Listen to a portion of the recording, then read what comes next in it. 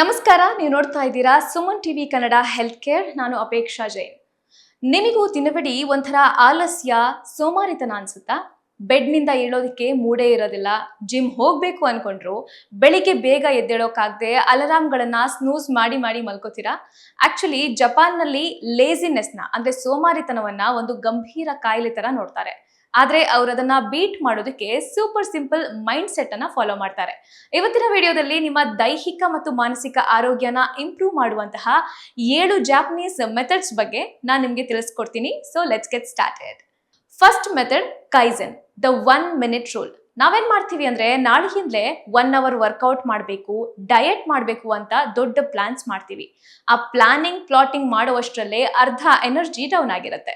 ಅದಕ್ಕೆ ದೊಡ್ಡ ದೊಡ್ಡ ಪ್ಲಾನ್ಸ್ ಮಾಡೋ ಬದಲು ಚಿಕ್ಕದ್ರಿಂದ ಶುರು ಮಾಡಿ. ಇದನ್ನೇ ಜಪಾನ್ನಲ್ಲಿ ಕೈಸೆನ್ ಅಂತ ಕರೀತಾರೆ. ಕೈಸೆನ್ ಅಂದ್ರೆ ಸ್ಟಾರ್ಟ್ ಸ್ಮಾಲ್. ಜಿಮ್ ಹೋಗಕ್ಕೆ ಬೇಜಾರಾದ್ರೆ ಜಸ್ಟ್ 1 minute ವಾಕ್ ಮಾಡಿ ಅಥವಾ ಒಂದೇ ಒಂದು ಪುಷಪ್ ಮಾಡಿ ಸಾಕು. ಸ್ಟಾರ್ಟ್ ಮಾಡೋದು ಮಾತ್ರ ನಮ್ ಕೆಲಸ, ಆಮೇಲೆ ಅದಾಗದೆ ಇಂಪ್ರೂವ್ ಆಗ್ತಾ ಹೋಗುತ್ತೆ. ಎಲ್ಲದಕ್ಕೂ ಕನ್ಸಿಸ್ಟೆನ್ಸಿ ಮುಖ್ಯ. ಸೆಕೆಂಡ್ ಮೆಥಡ್ ಮಿರುಕ, ಅಂದ್ರೆ ಮೇಕ್ ಪ್ರೋಗ್ರೆಸ್ ವಿಸಿಬಲ್. ನಮ್ ಪ್ರೋಗ್ರೆಸ್ ನಮ್ ಕಣ್ಣಿಗೆ ಕಾಣಿಸ್ತಿಲ್ಲ ಅಂದಾಗ ನಮಗೆ ಬೇಗ ಬೋರ್ ಆಗುತ್ತೆ, ಮೋಟಿವೇಶನ್ ಕಡಿಮೆ ಆಗುತ್ತೆ. ಸಪೋಸ್ ನೀವು ವೇಟ್ ಲಾಸ್ ಜರ್ನಿಯಲ್ಲಿದ್ರೆ ಅಥವಾ ಪ್ರತಿದಿನ ಎಷ್ಟು ನೀರು ಕುಡಿತಾ ಇದ್ದೀರಾ ಅಂತ ಚೆಕ್ ಮಾಡ್ಬೇಕಿದ್ರೆ ಅದನ್ನ ಒಂದು ಚಾರ್ಟ್ ಅಥವಾ ಆಪ್ ನಲ್ಲಿ ಟ್ರ್ಯಾಕ್ ಮಾಡಿ. ಈಗೆಲ್ಲ ಸ್ಮಾರ್ಟ್ ವಾಚ್ ಎಲ್ಲರ ಹತ್ರನೂ ಇರುತ್ತೆ, ಅದರಲ್ಲೂ ಕೂಡ ಟ್ರ್ಯಾಕ್ ಮಾಡಬಹುದು. ಪ್ರೋಗ್ರೆಸ್ ನಿಮ್ ಕಣ್ಣಿಗೆ ಕಾಣಿಸ್ತಾ ಇದ್ರೆ ಬ್ರೈನ್ ಕೂಡ ಅದೇ ತರ ವರ್ಕ್ ಆಗುತ್ತೆ, ಲೇಸಿನೆಸ್ ಮಾಯವಾಗುತ್ತೆ. ಮೂರನೇ ಮೆಥಡ್ ಇಕಿಗಾಯ್. ಬೆಳಗ್ಗೆ ಬೇಗ ಏಳೋದಕ್ಕೆ ಒಂದು ರೀಸನ್. ಬೆಳಗ್ಗೆ ಅಲಾರಾಮ್ ಹೊಡೆದಾಗ ನಾವ್ ಯಾಕೆ ಎದ್ದೇಳ್ಬೇಕು ಅನ್ನೋದಕ್ಕೆ ಒಂದು ಸ್ಟ್ರಾಂಗ್ ರೀಸನ್ ಇರಬೇಕು ಅಥವಾ ಪರ್ಪಸ್ ಇರಬೇಕು. ಇಲ್ಲ ಅಂದ್ರೆ ಎದ್ದೇಳೋದಕ್ಕೆ ಮೋಟಿವೇಶನ್ ಸಿಗಲ್ಲ.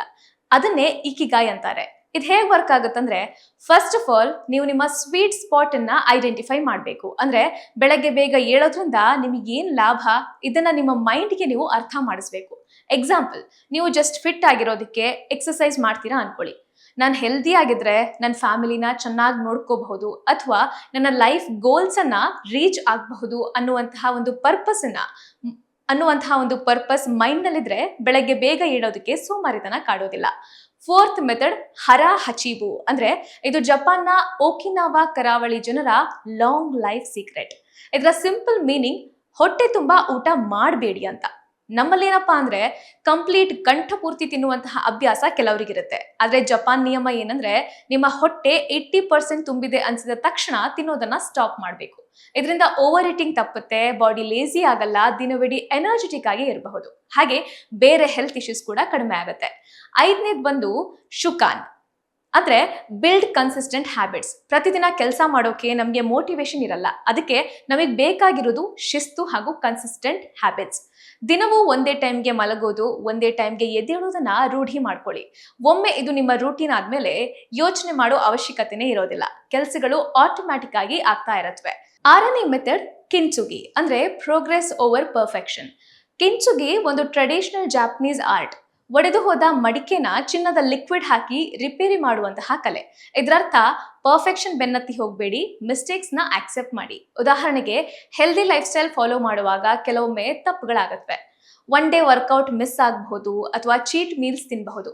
ಇಟ್ಸ್ ಓಕೆ, ಅಷ್ಟಕ್ಕೆ ಬೇಜಾರ್ ಮಾಡ್ಕೊಂಡು ಇಡೀ ಪ್ಲಾನ್ ಅನ್ನ ಡ್ರಾಪ್ ಮಾಡಬೇಡಿ, ಜಸ್ಟ್ ಬೌನ್ಸ್ ಬ್ಯಾಕ್ ಮಾಡಿ. ಇನ್ನು 7th ಮೆಥಡ್ ಬಂದು ಸೇರಿ ಮತ್ತು ಸೇಟನ್. ಸೇರಿ ಅಂದ್ರೆ ಬೇಡದ್ದನ್ನ ಎತ್ತಿ ಬಿಸಾಕೋದು, ಸೇಟನ್ ಅಂದ್ರೆ ಬೇಕಾಗಿರೋದನ್ನ ನೀಟಾಗಿ ಆರ್ಗನೈಸ್ ಮಾಡೋದು. ನಿಮ್ಮ ರೂಮ್ ಅಥವಾ ವರ್ಕಿಂಗ್ ಡೆಸ್ಕ್ ಗಲೀಜಾಗಿದ್ರೆ ಮೈಂಡ್ ಕೂಡ ಕಾನ್ಸಂಟ್ರೇಟ್ ಮಾಡಿ ಕೆಲಸ ಮಾಡಲ್ಲ, ಸ್ಟ್ರೆಸ್ ಜಾಸ್ತಿ ಆಗುತ್ತೆ. ಅದೇ ನಿಮ್ಮ ಸುತ್ತಮುತ್ತಲಿನ ಎನ್ವೈರನ್ಮೆಂಟ್ ಕ್ಲೀನ್ ಆಗಿ ಇಟ್ಕೊಂಡ್ರೆ ನೆಗೆಟಿವ್ ವೈಬ್ಸ್ ಹೋಗಿ ಕೆಲಸ ಮಾಡೋಕೆ ಹೊಸ ಜೋಶ್ ಬರುತ್ತೆ. ಸೊ ನೋಡಿದ್ರಲ್ಲ, ಸೂಪರ್ ಹೆಲ್ದಿ ಆಗಿರೋದಕ್ಕೆ, ಲೇಸಿನೆಸ್ ಓಡಿಸೋಕೆ ತುಂಬಾ ಕಷ್ಟ ಪಡ್ಬೇಕಾಗಿಲ್ಲ. ಈ 7 ಸಿಂಪಲ್ ಟಿಪ್ಸ್ ಫಾಲೋ ಮಾಡಿದ್ರೆ ಸಾಕಾಗತ್ತೆ. ವಿಡಿಯೋ ನಿಮಗೆ ಹೆಲ್ಪ್ಫುಲ್ ಅನ್ಸಿದ್ರೆ ಲೈಕ್ ಮಾಡಿ, ನಿಮ್ಮ ಫ್ರೆಂಡ್ಸ್ ಅಂಡ್ ಫ್ಯಾಮಿಲಿ ಜೊತೆ ಶೇರ್ ಮಾಡಿ. ಹಾಗೆ ಸುಮನ್ ಟಿವಿ ಕನ್ನಡ ಹೆಲ್ತ್ ಕೇರ್ನ ಸಬ್ಸ್ಕ್ರೈಬ್ ಮಾಡಿ.